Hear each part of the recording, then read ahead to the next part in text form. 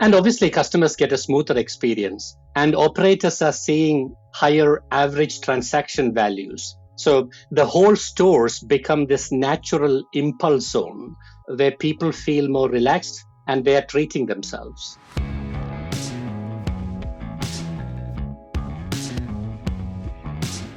This is the Box Office Podcast. I'm Daniel Loria, the editorial director of Box Office Pro, the pulse of theatrical exhibition.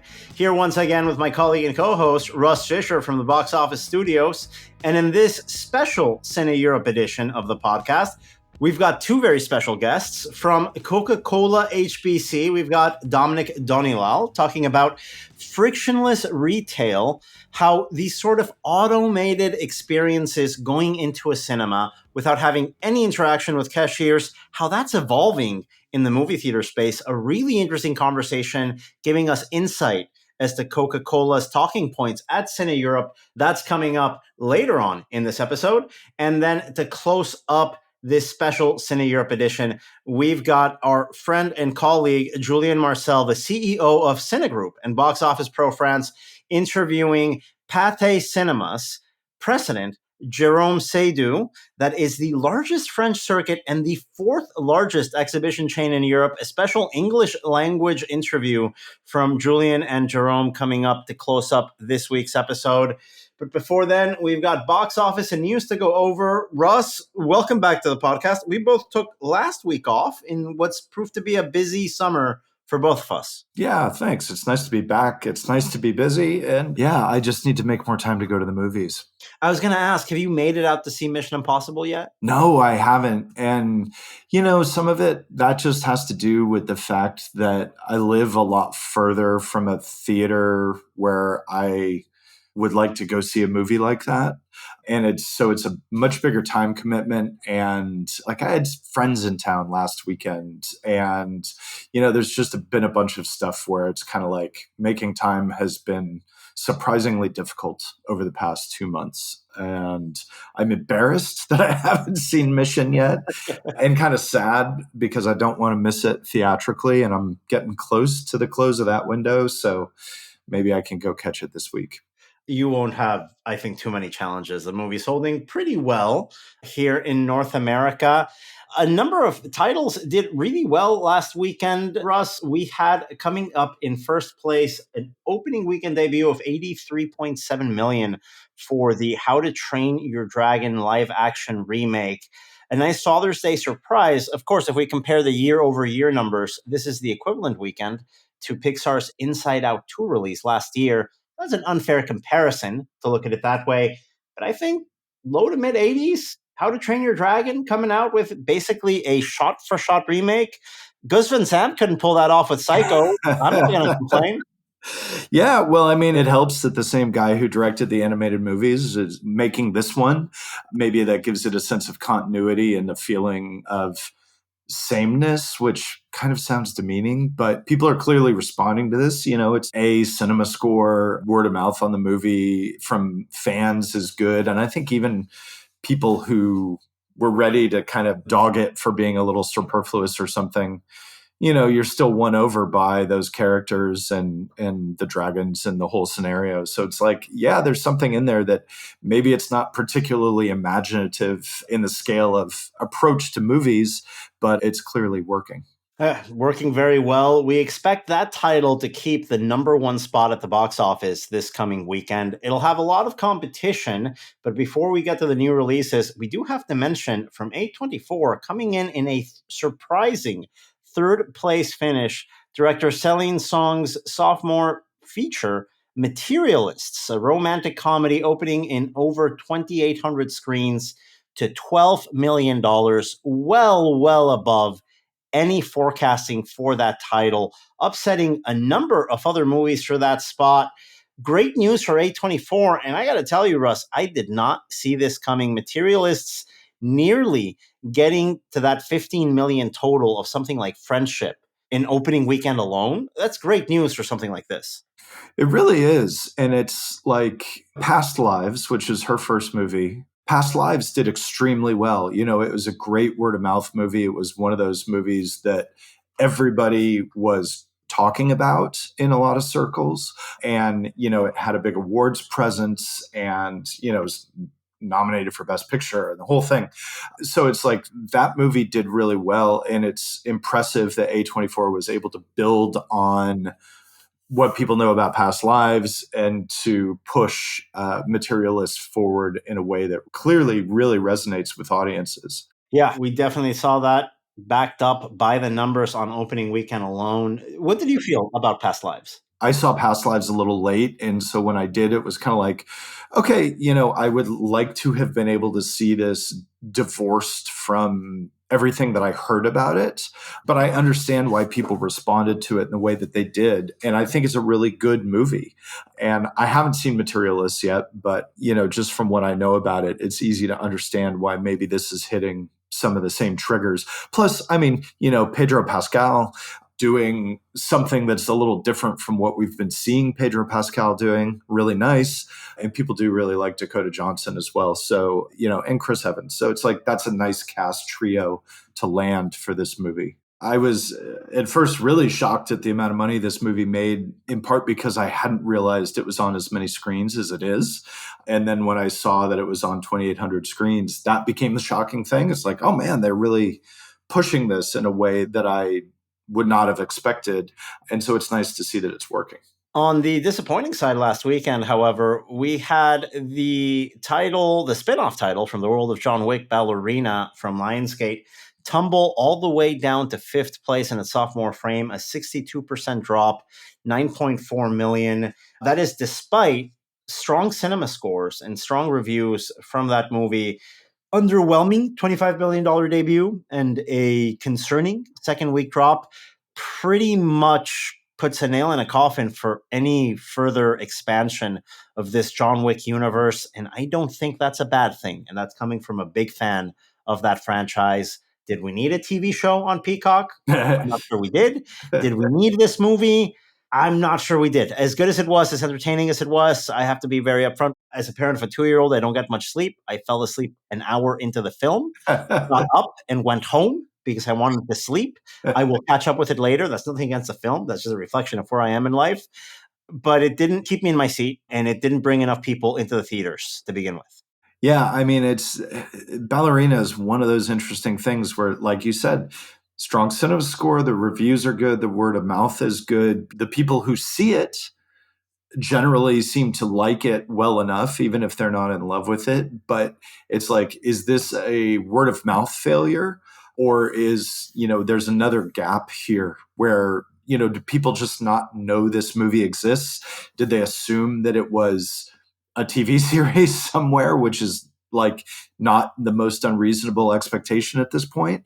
You've got something like right around the same time, you've got Fox putting this animated Predator movie on Hulu that did well and that people love.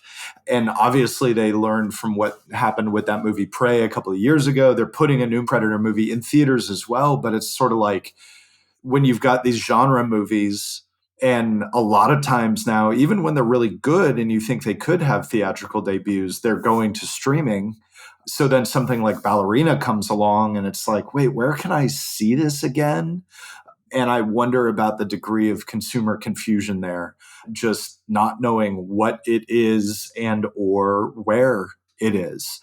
So yeah, I don't know. But like you say, it's a pretty dismal hit for Lionsgate, and it's kind of tough to see them, especially after they had dumped extra money in this movie to reshoot it. But I mean, look, I don't know. I'm just not the biggest fan of Len Wiseman, the guy who directed it in the first place. And it's like, that's not the person that I would have chosen to do this movie.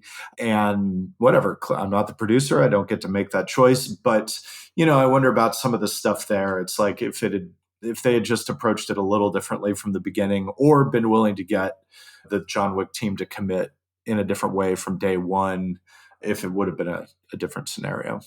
I think that's at the root of this problem. The film faces. It's a movie that was made between two studio regimes. Yes. You had one studio regime at Lionsgate greenlight the film, develop it, assign a director, start shooting it, and then another studio regime come, look at the finished film and say, actually, let's delay it for a year, let's add some more scenes and let's rework it. And you have a sort of situation that you miss that very singular director's perspective that the John Wick franchise, the main franchise, has been able to sustain with Chad Stahelski at the helm of all those titles. This seems like a collection of scenes, and you can kind of tell when some of those reshoots happen because not all of them flow perfectly. That happens with films that get reworked over and over again. I think it's a classic example of a film that was greenlit by one set of executives and finished by another set. And unfortunately, that's the end result. Now, audiences, I don't think, noticed it. I think audiences have liked it, but it doesn't erase the marketing challenge the film faced last year that it didn't get over this year. Unfortunate, all in all, for Ballerina, because this coming weekend is going to be another very competitive frame. Russ, we've got 3 titles that we expect to gross over $20 million this weekend. But the one that's going to come up at the bottom of that trio might surprise you. We have to sound the alarm bells at this point. Pixar's Elio tracking very, very low to be potentially the lowest opening weekend of all time for a Pixar title that opens on a Friday through Sunday figure and not during the pandemic. So there's a couple of asterisks there. But for a traditional weekend release of a Pixar title in the post-pandemic era, and even pre-pandemic era, Elio is tracking frighteningly low, between $20 and $30 million on an opening weekend basis. I don't know what to say here other than I'm concerned as to what this might mean for future Pixar movies if the sequels are the only thing that's working at the box office for them. Well, it's interesting that we're talking about Elio immediately after talking about Ballerina because they are very similar scenarios. Elio was delayed a year. It was heavily reworked. New directors came in to do a bunch of that work. I mean, one of the major roles in the movie was recast and rewritten. Like, this movie was pretty close to done over a year ago. And what is going to be released this weekend is a very different movie than that was. I haven't seen the version before things were reworked, and I haven't seen this yet, but it's exactly the same sort of thing that we were just talking about with Ballerina. And whether or not audiences would directly perceive that and, look at, did audiences watch Ballerina and, your everyday person who doesn't necessarily care about movies, could they pick out like, oh, that's the reshoot, et cetera? But maybe they feel it and maybe it just doesn't feel as cohesive and doesn't feel as good. And, is Elio facing some of the same thing? And I mean, even with people who haven't seen it yet, there were trailers for this movie a year and a half ago, which again leads to like, oh wait, wasn't that on, like, was this a streaming movie? Are they re-releasing this? What's happening? Like, it's a tough situation that they've created for themselves. And, at that point, it's even difficult to say, like, is the material just not strong enough to carry them over the hump? Or what is the bigger problem here? But yeah, like you say, this may augur a further era of Pixar in which the safe ploy, the sequel, is the thing that we're going to see to the exclusion of everything else. And I say that knowing that Toy Story 5 is currently in pre-production. Incredible. I don't know why you make an extra 2 after you get the third part of a trilogy, right? Something no one does, Russ. No one pulls it off. Toy Story pulled it off with a perfect trilogy ending in Toy Story 3, the strongest entry in the series. Mm-hmm. They made an unnecessary part 4. I don't know why we need a part 5, other than the fact that none of this seems to be working on an original basis. But ultimately, this is something that we've been saying for a while. Earlier this year, when the year started, Elio was set to open directly against How to Train Your Dragon last weekend. Mm-hmm. In our 2025 preview episode, we all sat down and couldn't make sense of why this was dated in June at all. Of course, How to Train Your Dragon was going to eat it up last weekend. Right. And guess what? It's going to eat it up this weekend too. Yeah. That 1 week delay wasn't enough time to carve out enough space for this title. Mm-hmm. Yep, agreed. And I don't know what more there is to say about it, really, other than it's unfortunate that Pixar is in this situation of, continuing to struggle.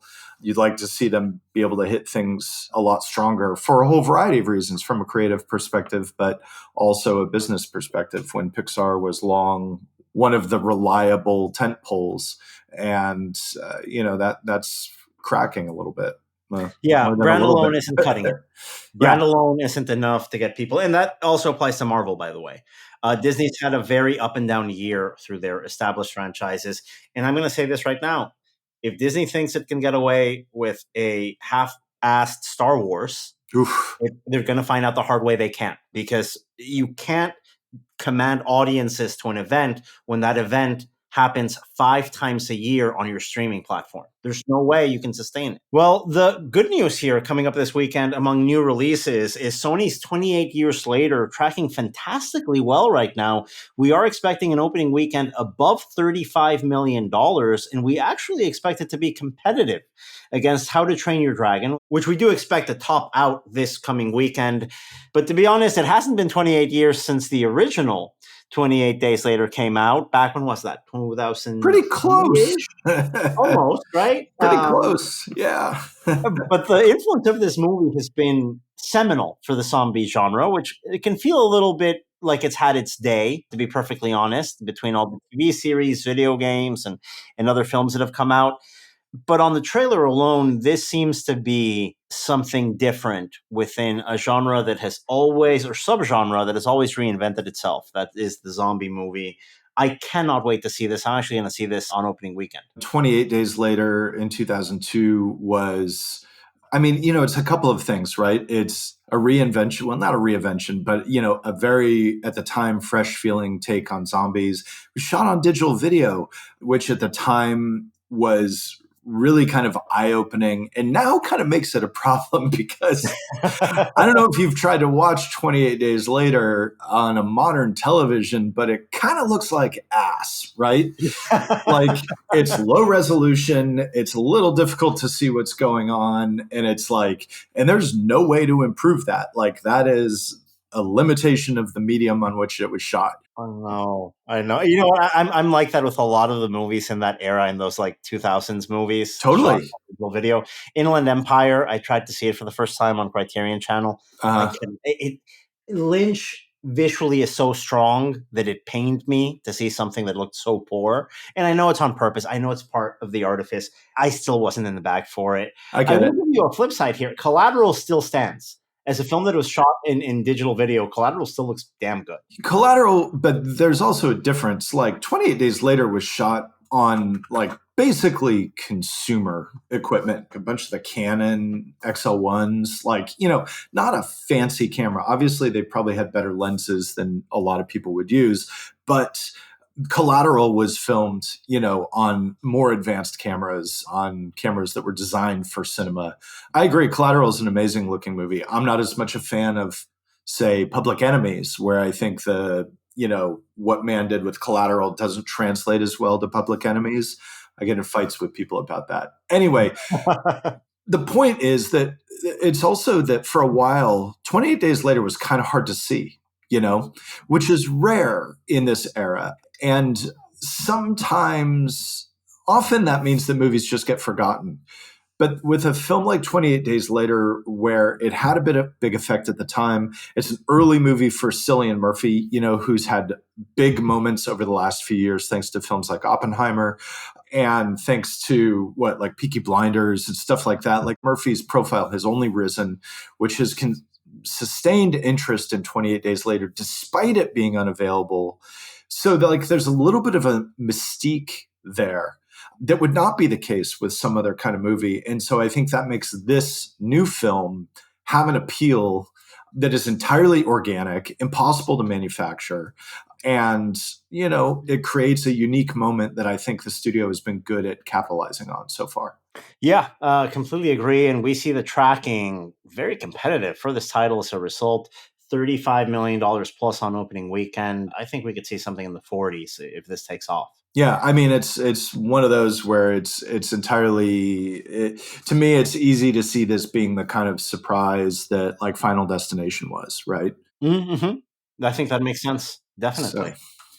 And in other news here in the marketplace, executive updates here with our good friend and colleague Heather Morgan, who was previously the chief content officer at Alamo Drafthouse Cinemas, being named the global distribution head over at IMAX. A huge congratulations to Heather. And on the other side here, coming out from Unique and Coca-Cola, we've got a joint winner for the Unique Coca-Cola Retail Award that's being presented at CineEurope.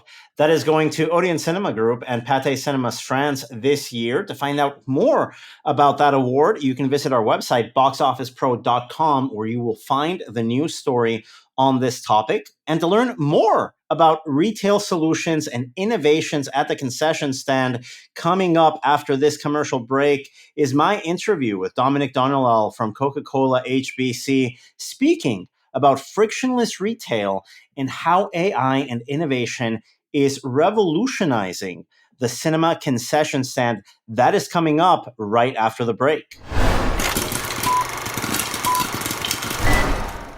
Coca-Cola has played a starring role in movies for decades, from silent films and international gems to cult classics and Hollywood blockbusters. It's a brand with deep roots in cinema, and they're proud to have supported CineEurope since it began over 30 years ago. This week at CineEurope, we're celebrating how Coke brands continue to innovate in food and beverage retail, and how they help create unforgettable cinema experiences. In partnership with Unique, they're shining a spotlight on the excellence and impact of retail and cinema exhibition through specialist events and this year's Retail Award. So come by, say hello, and share a Coke, whether it be at CineEurope or any event or occasion.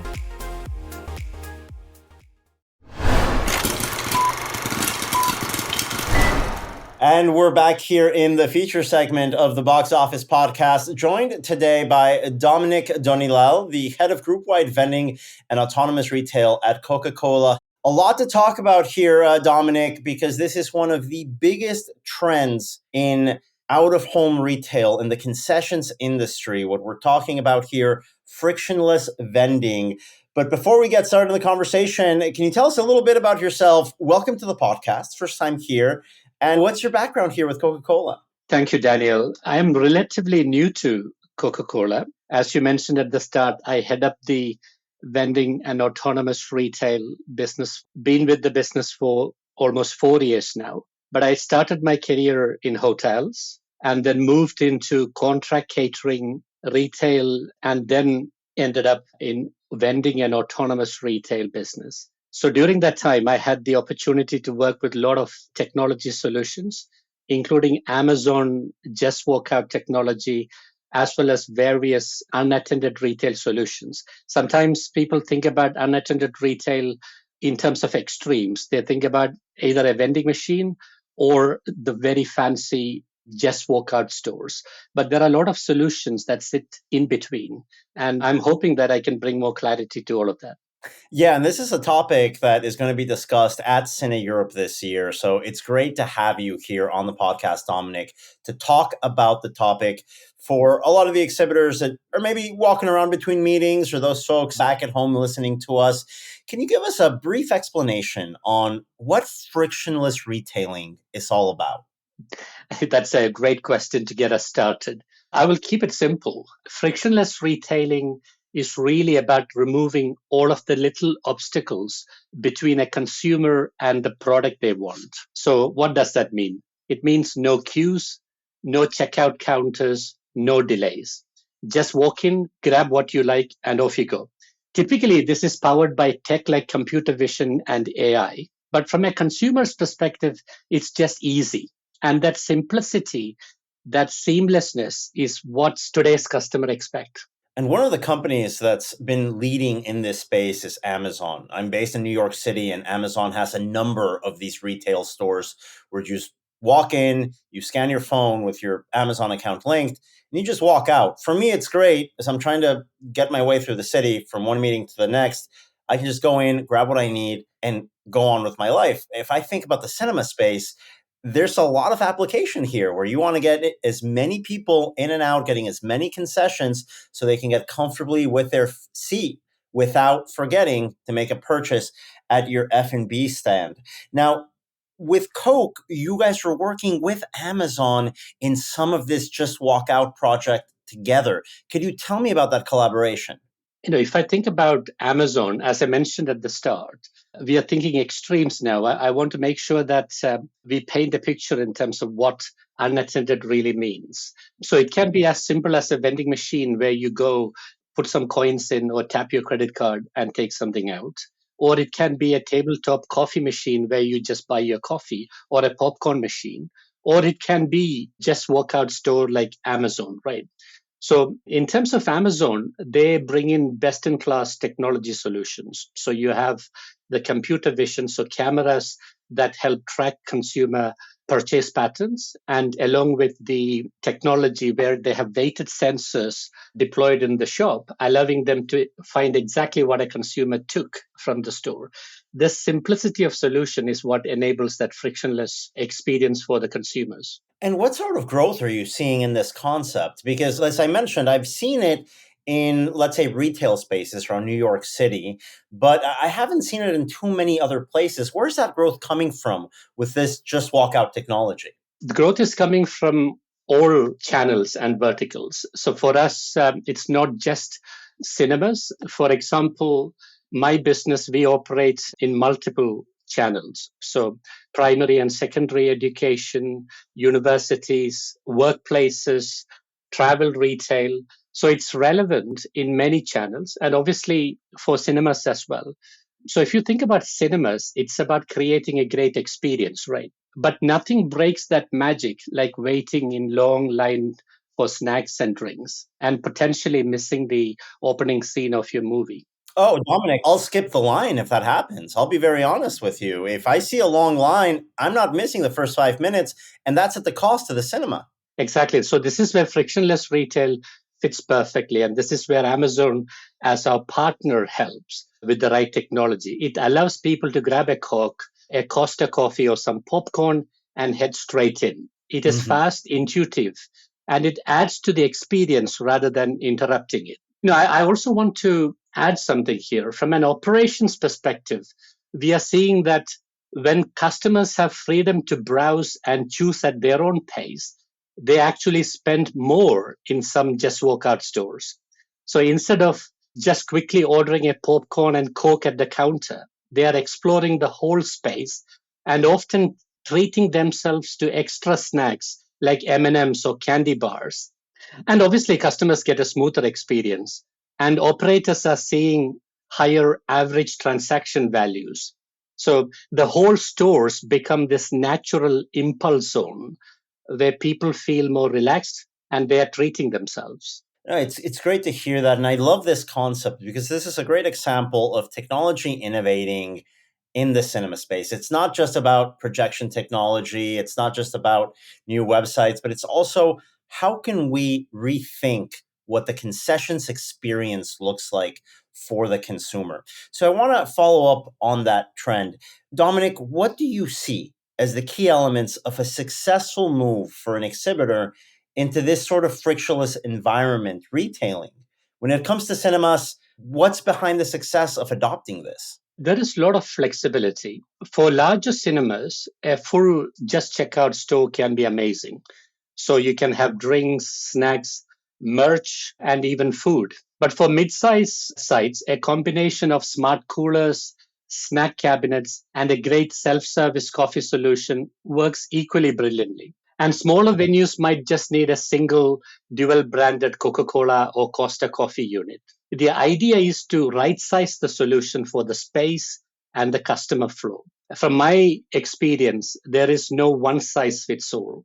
But that's the beauty of it. We can tailor the solution for our cinema customers. This reminds me of a moment in time from your company when you released the Coca-Cola Freestyle product, which is something that is now greatly popular in the cinemas here in the United States, where moviegoers can go and themselves pick what sort of soda combinations they want.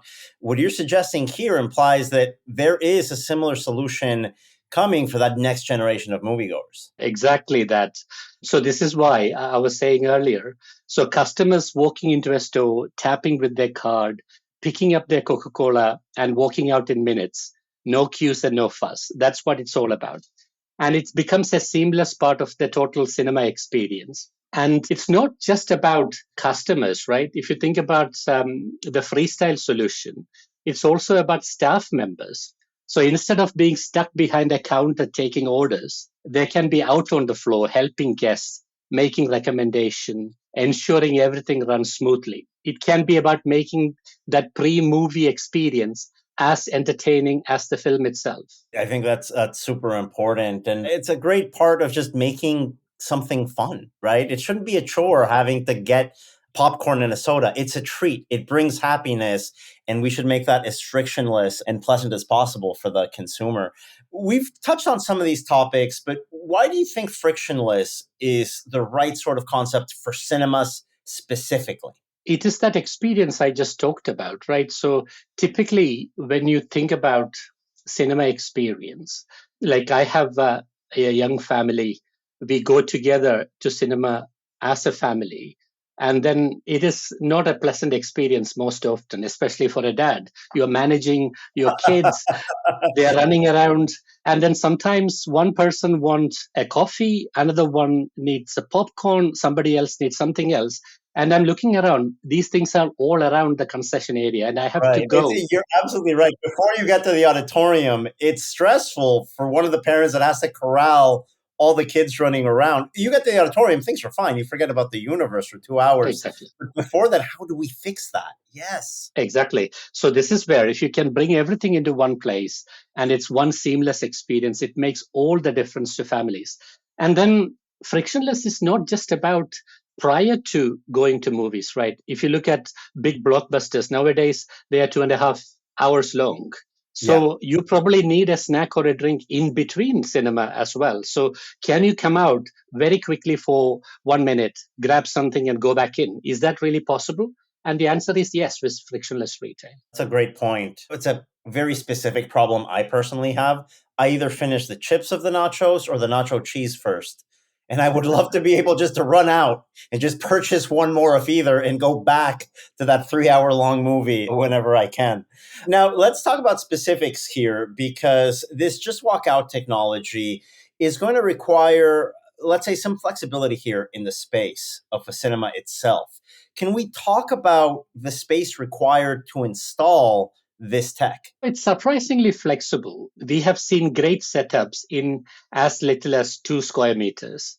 So this can be a compact coffee and drink unit. But a full just walkout store might need 15 to 20 square meters, something that works really well. It's about making the space work harder, not necessarily bigger. It is scalable, which is important for cinemas with different layouts and footfalls, right? So I think we can work with our partners on space. I think that's a good point to bring. And it's an opportunity for cinemas right now where the space that you had maybe in the early 2000s or mid 2000s, where you needed a long box office line for ticket purchases. Right now with digital ticketing, a lot of those aren't operated by an employee. A lot of that space is empty. We used to have large arcade areas that sit empty for most of the time. Maybe there's a better use for that space to get additional revenue in. So the space is there specifically for sites that have been around for a while. And that flexibility that you mentioned, Dominic, where whether it's a 2-meter square space where you can bring in unattended retail like a Costa Coffee, Coca-Cola machine, or just go full in on a full retail experience within your auditorium, you can do either. And I love that accessibility in what the future of moviegoing can very much look like for the next generation. Exactly, Daniel. This is new revenue opportunities. And these solutions are modular, so which means that you can move it around if it doesn't work. Now, what do you think the cost required in changing from a traditional environment to installing this just walk out concept means for cinemas? Because as we know, CapEx can be a little bit difficult for a lot of operators coming out of the pandemic. Yeah, I mean, a return on investment is an area we work closely with customers. And again, note that just walkout store isn't the right solution for every location. It's about doing the math together, looking at the customer through peak periods, staffing costs, really getting into the nitty-gritty of value realization. Sometimes we find that a solution such as smart vending might be the better fit for certain locations. And we are completely upfront about that. It's about finding the right solution, not just pushing technology for technology's sake. Yeah, I really agree with that. It's making sure that this is a concept that makes sense for you. And if it is, and you do have that space, I think there's a very easy and successful ROI opportunity looking back at you. Typically, we are seeing ROI of 24 to 36 months, depending on the setup. And again, it's not just about saving money, it's about selling more faster and more often, right? And ROI certainly varies by location and operation. But within 3 years is a target for most customers. And what is exciting is that some location hit their ROI in less than a year. And that has sustained improvement to their bottom line and increased sales or improved operations. Seeing this kind of impact at such an early stage really validates the investment. And I have seen some great examples of these. Well, let's talk about maybe some of the examples that might be coming up soon. We talk about the cinema space. Have there been any exhibitors interested in implementing this sort of unattended retail solution? We have been working closely with a number of cinema chains, some already live with our vending solutions, others in planning phases for unattended stores and integrated solutions. Integrated solutions, what I mean by that, the technology allows you now to connect multiple machines together to offer one seamless experience for the customer. There is real momentum now. What is great is that cinemas are seeing this not just as a trend, but as a fundamental shift in how they serve their guests. It's not just the big chains, but also independent. So everyone is looking for that edge, and frictionless retail is proving to be a real game changer. I cannot give you any specific names right now, but we are working with some of the leading players. This topic was one of the biggest talking points at CineEurope 2025. This episode's airing on Thursday, the last day of the event. And there's a seminar here where your colleagues in Coca-Cola really delve into this topic. I think it's Coca-Cola's big push into that CineEurope programming is talking about this in the cinema space. What would you say is the one key highlight for exhibitors to take away from this concept as they look forward? We keep saying customer first, customer is king, right? So for me, it's about really making a difference to that consumer customer experience. And what has been proven is that it is good for the customer. When something is good for the customer, it's good for business too. So from that perspective, if the solution can deliver you an ROI, if it can deliver better experience to the consumers, and if you think about partners like Coca-Cola, if you can sell more of our products and technology that works, then everyone wins. And this win-win partnership is what I see as the biggest benefit. And a huge thank you to Dominic for joining us here on the podcast. Coming up after the following break is Julien Marcel's interview with Pathé Cinema's president, Jérôme Seydoux, in a special conversation going over the latest goings-on at the fourth largest exhibition circuit in Europe. That's coming up after this break.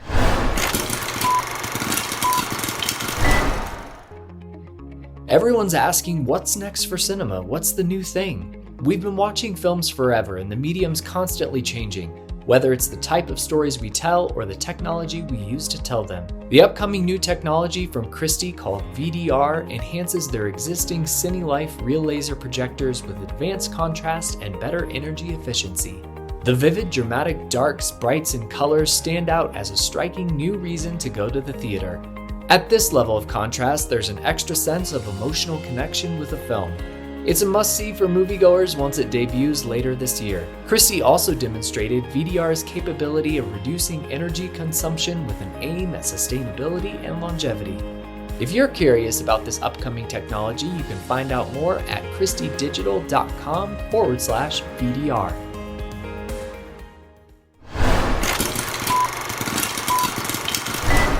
Hello, everybody. Very happy to have you here for the Boxoffice podcast. We are very pleased to have with us Mr. Jérôme Seydoux. Mr. Jérôme Seydoux is the president of Pathé. Pathé this year at CineEurope is the International Exhibitor of the Year. Thank you for being with us, Jérôme Seydoux. What can you tell us about your feeling as you received this international award? This is a very specific moment for the industry. This is a challenging moment, but also a moment of innovation. How do you describe the very moment we are in for the cinema industry? It's always, very nice to be honored, and I'm really thinking that is great for everybody working for Pathé. They all, work very hard.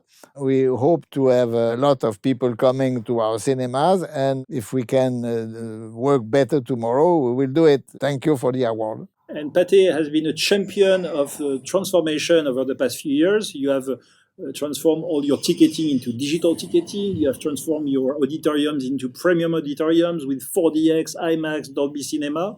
Why is it so important for you to offer such a premium experience across your many multiplexes in Europe? But, in any business, if you don't move up, you die. So just don't want to die.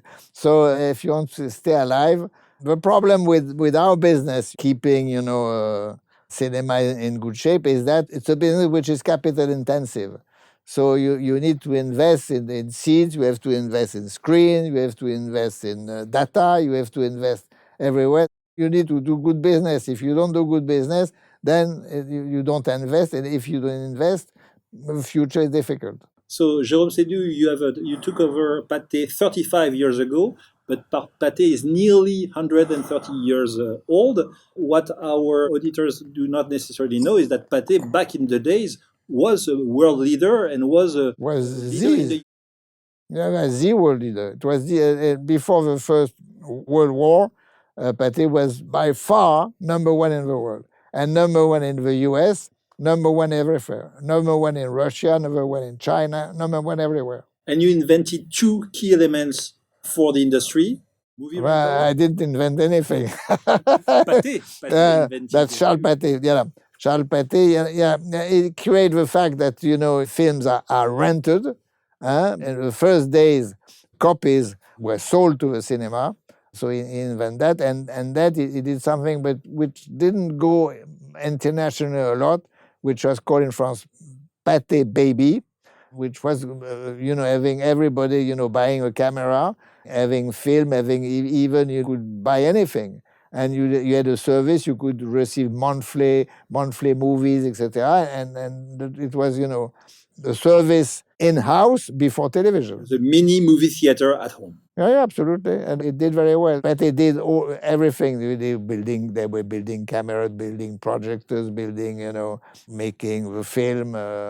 They were doing everything. So Pathé was the first one, Charles Pathé was the first one to believe in an invention that the inventor did not believe in. The Lumière brothers did not believe in cinema as... But they thought, the Lumière brothers, they thought that cinema would last for 50 years, but no more. I believe that, cinema, as we have it, the room with the screen, will live forever.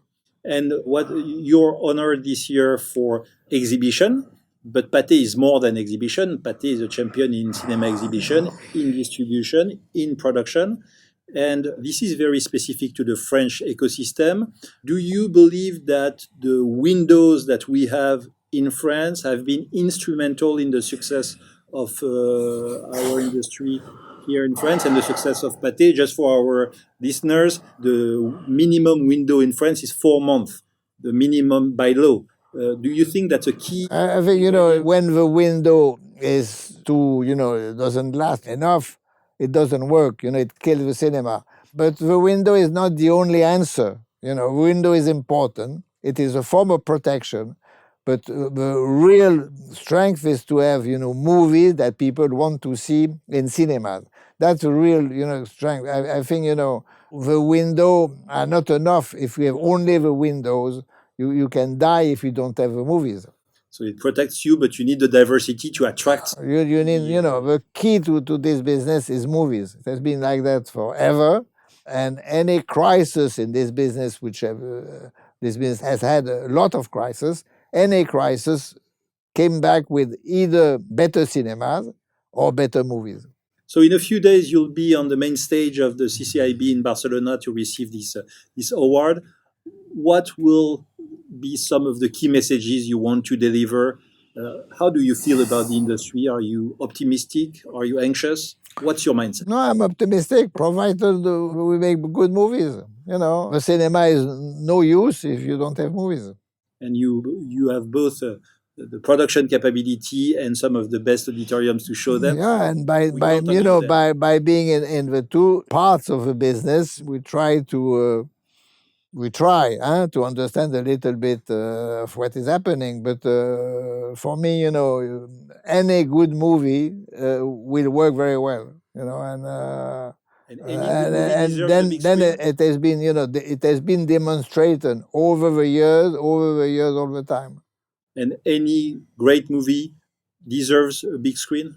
Don't need big screen for all movies, but movies have to be done for big screen. No, television, television is very nice. There's nothing wrong with television. Congratulations on this award, and we'll be pleased to meet you again in a few days. And a big thank you to Julien Marcel and Jérôme Seydoux for joining us in that special interview here in this CineEurope edition of the Box Office Podcast. Earlier, you heard from my colleague Russ Fischer, and on behalf of myself and our entire staff here at Box Office Pro, thank you for listening this week. We'll be back with another episode next Thursday. Don't forget to subscribe, and we will talk to you again very soon.